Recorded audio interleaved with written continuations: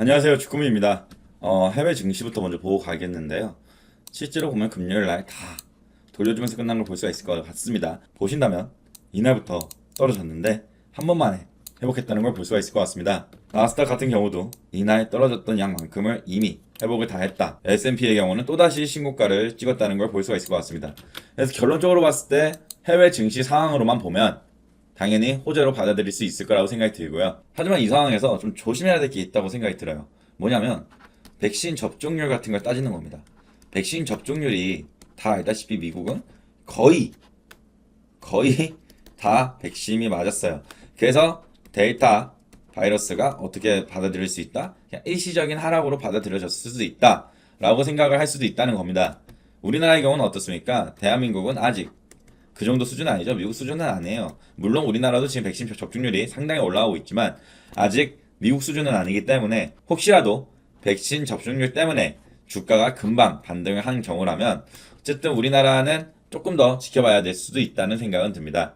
실제로 현재 토요일 주말인데 최대를 기록했죠, 여러분. 1324명.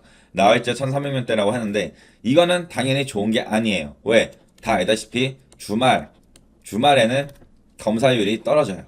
떨어지는데 1324명 최대 기록을 찍었다는 건 당연히 주중, 월에서 금에 이 수치는 더 늘 확률이 큽니다. 그러니까 솔직히 지금은 오히려 코로나 관련주들을 투자하는 것도 단기적으로 하는 게 나쁘지 않을 수도 있다는 생각이 들어요. 맨날 말씀드렸다시피 진단키트부터 시작해서 원격 교육, 재택근무 관련주들 이미 시세 많이 주고 있거든요. 이런 쪽에서 한번 돌아보는 게 또 나쁘진 않겠다라는 생각은 계속 듭니다. 자, 이번 주에 우리가 지켜봐야 될 이슈는 하나가 있어요. 이거는 주식시장에 당연히 영향을 끼칠 수 있는데 하느니 15일 날에 금리를 발표합니다. 15일 날에요. 이번 주죠.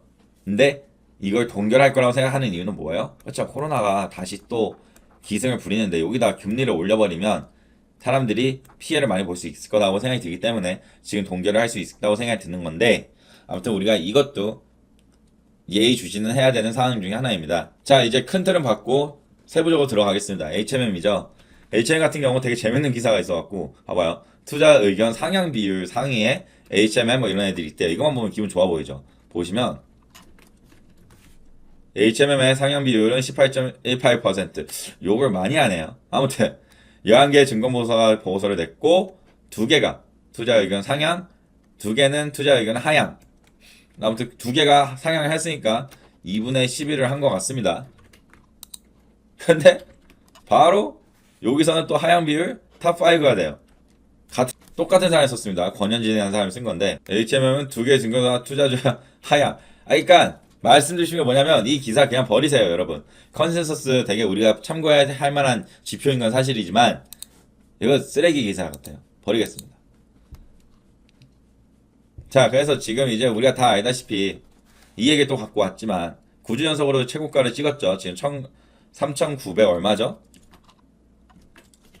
여기 보시면 알겠지만 SFCI 지수가 3,932포인트로 늘긴 늘었죠. 늘긴 늘었는데 4,000포인트 넘어갈 거예요. 넘어가긴 할 거지만 그 SCFI 오른 거를 제가 조금 더 자세하게 말씀을 드리면 이렇게 됐더라고요. 그러니까 미주 동안의 경우도 1% 정도 상승했고 그리고 미주 서안에 여기가 이제 핵심이죠. 여기가 핵심인데 이것도 1.6% 정도 상승을 했다.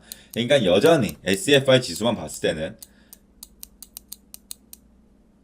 그래서 여전히 SFI 지수만 봤을 때는 당연히 HMM 여전히 잘 나가고 있다라고 보시면 될 것 같습니다. 사실 주꾸미가 약간 우려하는 게 여기 하나가 있습니다. 다들 제 방송 보면 알겠지만 이런 말을 했었죠. 1.4조 원에 달하는 영업이익을 거둘 것으로 전망했다. 근데 여기에 이제 우리가 양날의 검이라는 걸 알아야 돼요. 왜? 무슨 말 하고 싶냐면 1분기 때 목표 영업이익 얼마였어요? 1조였습니다. 1조. 맞죠? 근데 지금 2분기에 그건 이제 우리가 목표하는 건 얼마예요? 1.4조예요. 그 말은 뭐예요? 항상 말씀드리죠. 1.4조가 여기가 기준이 했을 때 이거보다 높게 나오면 호재입니다. 비슷하게 나오면 물음표고요. 하향해서 나오면 악재예요. 알겠죠? 그러니까 이제는 기준이 올라간 거예요. 1.4조 이거를 이하로 내려오면 악재로 받아들여질 거고요. 시장에선. 그보다 올라서 끝나면 당연히 호재로 받아들일 건데 이거 우리가 조심해야 된다는 상황입니다. 물론 아직 실적 발표는 8월 15일이 기한이기 때문에 이 전에 나올 거예요. 이 근방에서 나옵니다. 그래서 아직은 한 달 정도의 여유가 있지만 아무튼 우리가 지금 1.4조가 기준이구나 라고 생각하고 있으라고 말씀드리고 싶어서 해당 뉴스를 갖고 왔습니다. 자, 그 다음에 이제 현대글로비스 갑자기 갖고 왔는데요. 현대글로비스가 물류 대란에 숨겨진 수혜주냐 이런 기사가 있더라고요. 참고로 다 알다시피 지금 참고로 아셔야 될 건 HMM 인수 후보로 얘도 나옵니다. 글로비스 나와요. 지금 현대글로비스가 HMM 인수 후보로 나와요. 실제로 얘네가 현대 계열사들 합치면은 얘를 인수할 수 있는 자금은 충분히 있다라는 기사가 예전에 있었습니다. 이 기사는 이 부분을 보고 가면 좋을 것 같아요. 현대글로비스는 종합 물류업체로 수익 구조가 일반 선사나 항공사와 다르게 스팟 운임을 바로 반영하지 못하기 때문이다. 하지만 1년 가까이 선박과 화물기의 공급 부족이 이어지면서 2분기부터는 현대글로비스 역시 물류 시황 강세에 따른 수혜가 실적에 반영되고 있다. 그리고 마지막 이 부분. 해운과 항공운임이 모두 급등했음에도 현대글로비스의 주가만 연초 수준에 머물러 있다. 실제로 이 부분을 보게 된다면 올해 1월 슈팅을 주긴 했지만 이거 월봉입니다. 올해 1월에 있었던 그 자리 어쨌든 많이 벗어나지 않은 거는 자명해 보이죠. 많이 벗어나진 않은 건 지금 종가가 여기니까. 그래서 이게 이제 수혜를 받을 수도 있다라는 기사인데 주꾸미 개인적인 생각으론 만약에 얘네가 인수전에 HMM 인수전에 나오면 그것도 있고 여러 가지가 있어서 하나 참고할 만한 종목으로 보이기는 합니다. 자, 이제 마지막으로 HMM 좀 보고 가도록 하겠습니다. HMM 당연히 다 알다시피 금요일 날은 모든 대다수의 종목이 막판에 떡락이 나왔기 때문에 떡락이 나왔는데요.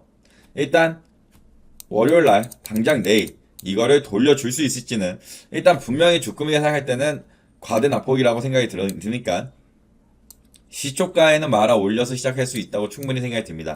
하지만 항상 우리가 기억해야 되는 게 있었죠, 여러분. 뭐죠? 그렇죠. 얘는 시초가에 말아 올리면 그 다음에 흐릅니다. 항상 그랬어요. 가끔 안 그런 적 있지만 대다수의 경우에 그랬습니다. 분명히 시초가에 갭 상승으로 시작할 수 있겠지만 항상 주의를 해야 된다는 거죠. 왜요? 말아 올리고 흘릴 때가 너무 많아요. 말아 올리고 흘려요. 말아 올리고 흘려요. 여기서도 말아 올리고 흐릅니다. 말아 올리고 흘러요. 너무 많아요. 이런 경우들이. 말아 올리고 흘러요. 말아 올리고 흐릅니다. 이런 패턴들이 너무 많이 보였던 종목이기 때문에 물론 안 그런 날들도 있네요. 있기야 하지만 상대적으로 확률적으로 그런 날들이 훨씬 더 많기 때문에 조심을 하는 건 맞다고 생각이 들어요. 아침에 만약에 내가 굳이 투자를 하겠다면 그럼 난 그래도 HM 투자하고 싶다. 그럼 어떻게 해야 되냐? 오후에 하세요. 차라리 오후에. 아니면은 항상 말씀드리지만 비중을 조절 잘 하셔서 들어오면 될 것 같습니다. 3분봉을 한번 3분봉을 한번 체크해 봤을 때 일단 이 자리 한 3번 정도 지금 쳤던 거 볼 수 있죠. 강한 반등이 나왔다는 건 이 자리가 상당한 4,500원이 강한 저항이었다고 보시면 될 것 같고 지지였다고 보면 될 것 같고요. 이 지지를 이탈했지만 계속 여기서 반등을 줬죠. 반등 주고 또 반등 주고 그래서 물론 여기가 지금 또 닿으면 깨질 확률도 있기는 하지만 일단 월요일날 미국장도 잘 돌아서 끝났기 때문에 아마 위에서 시작을 할 거라고 보이고요. 그래서 위로 자리들을 몇 개 보고 간다면 여기 자리가 이뻐 보인다고 하겠습니다. 45,300원 선인 것 같고요. 그리고 그 위로는